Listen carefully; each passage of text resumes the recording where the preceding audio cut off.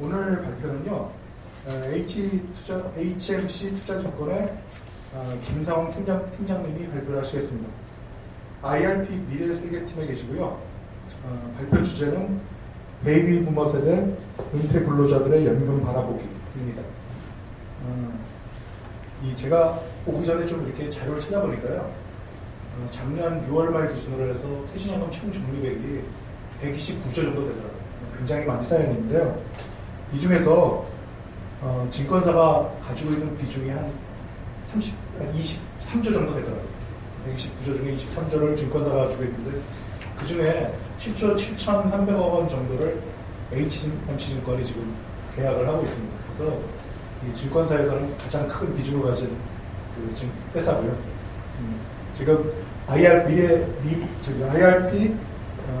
미래설계팀이라고 하는 이 팀은요, 이 퇴직자들의 퇴직 급여를 IRP, 퇴직 IRP에 이렇게 끌어오는 그런 역할을 하고 계십니다. 그래서 발표하신 내용을 실무에서 굉장히 잘 알고 계시는 분이시거든요. 그래서 그런 관점에서 들어주시면 감사하겠습니다. 그럼 한가지만 있습니다. 네. 지금 저 말씀을 들어보니까요, 지금 우리나라 이제 퇴직연금에 가입했다가도 이제 퇴직할 때 되면은 다들 목돈으로 가려가 버리는 게 7, 8% 되는데, 이 HMC 증권은 유치한 거는 50% 정도밖에 안 가져간대요. 나머지는 IRP에다가 갖다 맡겨놓는데, 그렇게 맡겨놓도록 열심히 교육을 하고 계시는 분이 김 부장님이시기 때문에 굉장히 중요한 방이라고 생각합니다. 어떻게 꼬시길래 이렇게 되는 건가요? 네, 인사드리겠습니다. HMC 투자증권 김상홍입니다. 반갑습니다. 날 추운데 또 여기까지 오시느라고 고생들 많으셨는데, 사실 저희가 은퇴 관련돼서 얘기하면 춥습니다. 여러모로. 예. 그래서 추위를 뚫고라도 더 큰 추위를 좀 대비하고자 모이신 걸로 알고, 업계에서도 오셨고, 또 일반 고객분들도 계신 것 같은데, 오늘 이제 제가 말씀드릴 부분은, 아까 소개 때도 여러분들이 들으셨지만, 저는 이제 현업에서 직접 퇴직을 앞둔 그런 고객분들한테 어떤 연금 플랜을 설계하는 그런 업무를 맡고 있습니다. 그래서 두 가지 측면에서 좀 말씀을 드리겠습니다. 이 연금을 사업하는 이제 저희 같은 금융기관의 판매인으로서의 측면에서도 좀 말씀을 드릴 거고요. 거꾸로 또 내가 은퇴해서 이제 연금을 받아먹고 살아야 되는 고객, 소비자 입장에서도 혼용해서 왔다 갔다 좀 말씀을 드릴 텐데, 실제로 빈번하게 퇴직에 대한, 그러니까 은퇴에 대한 상담 요청을 저희 쪽으로 많이 하기 때문에 실제 벌어졌던 일 위주로 그렇게 좀 말씀을 드리겠습니다.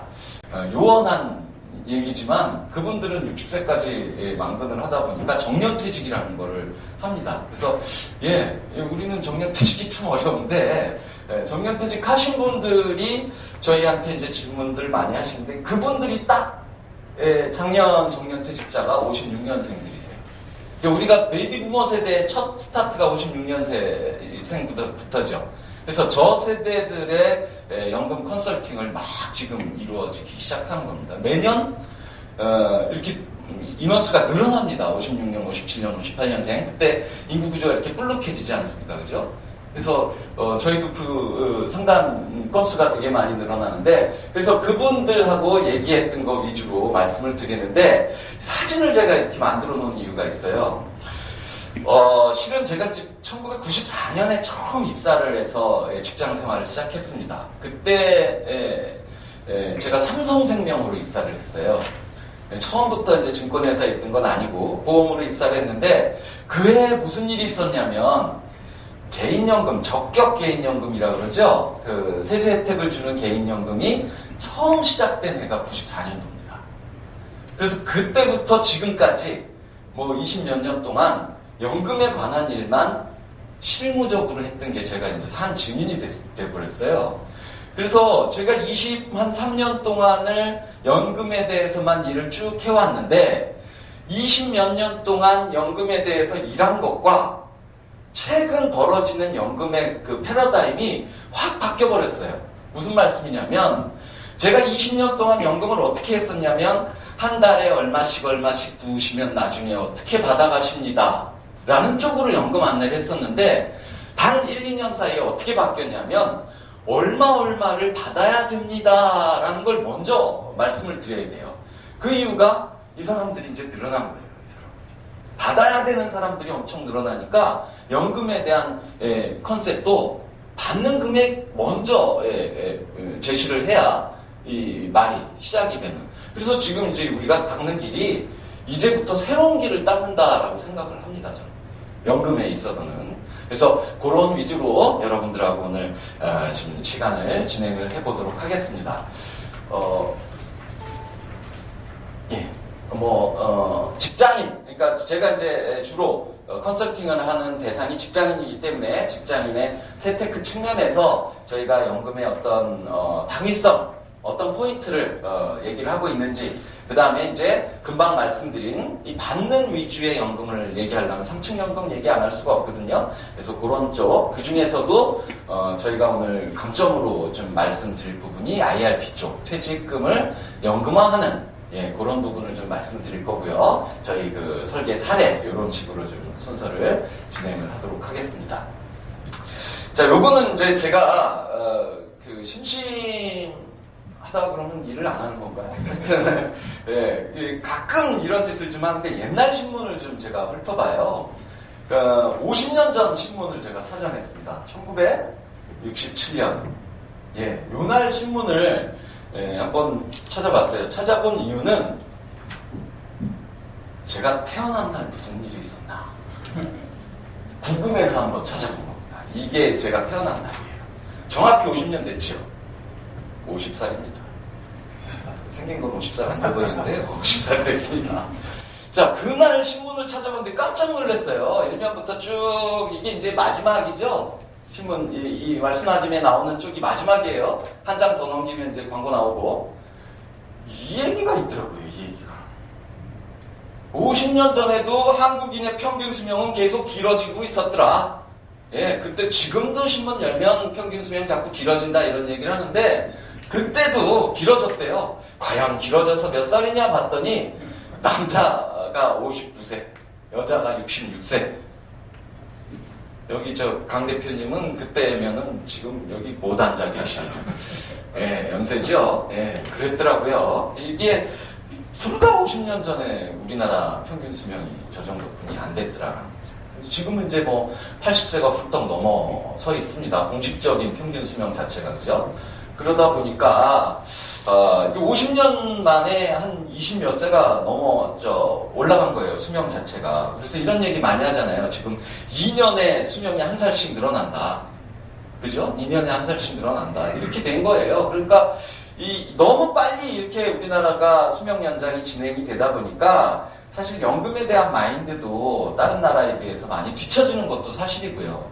그러다 보니까 저희가 해라 해도 안 하는 것도 그런 이유가 있지 않나 싶습니다. 그래서 오늘 특히 이제 여기 업계에 계신 분들은 사명감을 좀 가지시고 하셔야 돼요. 이걸 정말로 많이 알리고 다녀서 이 중요성을 좀 가지고 얘기를 해줘야 됩니다. 미국 같은 경우에 소셜 시큐리티나 401k나 이렇게 나눠져 있는 연금 제도가 그래도 이제 어느 정도 정착이 되어 있는데 여전히 우리나라는 국민연금에 대한 불신, 또 401k에 해당하는 퇴직연금에 대한 일시금 인출, 이게 팽배져 있어가지고 이 연금 생활에 대한 인식을 아직도 못하고 있어요. 왜? 이런 생각을 가지고 살고 있거든요. 얼마나 살겠어. 그러나 실제로 벌어지는 일은 이렇게 아직도 정정하게 일을 하고 다니셔야 되는, 이게 우리나라의 현실임을 좀 많이 알려주셔야 되겠다. 그래서 제가 퇴직을 앞두신 분들, 60세 되신 분들 강의할 때 꼭 이 얘기를 좀 드려요. 앞으로 30년 더 살 거다라고 생각을 하시라라는 말씀을 좀 드리는데, 자, 여기서 이제 저희가 꼭 교훈을 가지고 가야 될 건 이 인구 구조의 변화입니다. 그렇죠? 인구 구조가 1980년에 이랬던 인구 피라미드가 이제 10여 년뿐이 안 남았어요. 2030년 해봐야 곧 벌어질 일인데 완전히 뒤집힙니다. 이렇게 뒤집혔을 때 아직도 우리 의식은 이때 생활, 여기에 해당하는 생활로 하다 보면 옛날 표에 그거 있었죠. 거짓골 목련한다 뭐 이런 거 있었습니다. 큰일 난다 이거죠. 큰일 난다. 현실은 이거다라는 얘기를 하면서 이런 인구 구조에서는 세금을 내는 사람보다 받아먹고 살아야 되는 사람들이 더 많아지는 겁니다. 그쵸? 이 국가가 사회가 보조해 줄 수 없는 상황에 빠질 확률이 훨씬 높은 거예요. 그러다 보니까 나 스스로 뭔가 장치를 만들지 않으면 큰일 난다. 그거를 좀 각인을 시키면서 연금에 대한 얘기를 좀 시작을 해봐야 되겠습니다. 자, 아까 인구 피라미드를 이렇게 보셨으면 떠올리시는 게 있겠는데 80년대만 해도 우리나라 경제 성장이 막 잘 될 때예요. 그죠? 사실은 그때는 수명도 짧았지만은 뭐에 투자만 해도 돈 벌기 쉬울 때고, 그죠? 압구정동 같은데 이 기둥만 세워놔도 몇 배 오를 그럴 상황이기 때문에 연금이나 재테크에 대한 니즈 크게 없었습니다만 지금은 인구 구조도 저렇게 비관적으로 바뀌었으려니와 더불어 경제 환경도 뭐 말할 것도 없이 안 좋아진 상황이에요. 그렇죠? 그러니까 연금을 가지고 자산을 불려나가기가 더 어려워진 것도 현실입니다. 현실. 그래서 참 걱정입니다. 뭐 물가 말할 것도 없고 금리, 그죠? 은행 넣어놔봐야 이런 상황이고 이 사람까지 요새 참 속색이에요. 그죠? 그러니까 뭐 예측도 저희도 증권회사지만 참 할 때마다 어렵고 이런 아주 불안한 경제 상황에서 그럼 과연 어떻게 연금 생활을 잘 꾸려갈까 이런 얘기를 좀 많이 합니다. 여러분 얼마 전에 끝난 응답하라 1988이라는 드라마 아시죠? 저는 그때가 참 그리웠는데 성동일 씨죠? 그 사람이 한일은행 다녔어요. 그 극 중에. 근데 극 중에 그런 얘기를 합니다. 아유 은행 금리가 조금 내려서 15%뿐이 안 돼.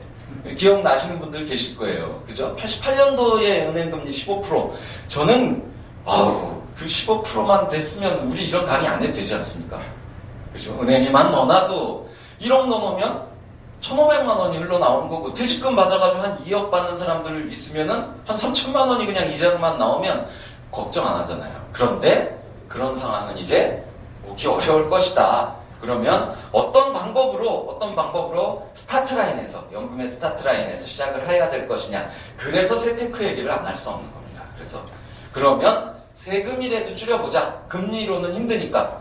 그래서 지금 말씀드릴 부분은 은퇴를 앞두기 전에 연금의 가입 시점에서 연금의 니즈를 얘기할 때 세테크를 얘기하는 어프로치를 이렇게 얘기를 제가 꺼낸다라는 말씀을 드리는 겁니다. 고객분들의 경우도 마찬가지죠. 이점을 찾는 스타트 라인이 세테크에 있어야 됩니다. 어차피 내가 노후 생활을 준비하려고 모을 거면 뭔가 조금이라도 더 메리트 있는 걸 찾아야 되는데 금리 메리트는 지금은 변별력이 없다는 거죠. 그러면 그 이외의 메리트를 찾아야 되는데 그게 세테크 쪽에 있더라라는 겁니다. 자, 오늘은 이제 주제가 대상자가 직장인의 은퇴로 좀 각인을 좀 해주시고 직장인들이 세테크를 하는데 가장 먼저 찾을 수 있는 부분이 이 엊그제 한 연말정산 쪽이다 이거죠.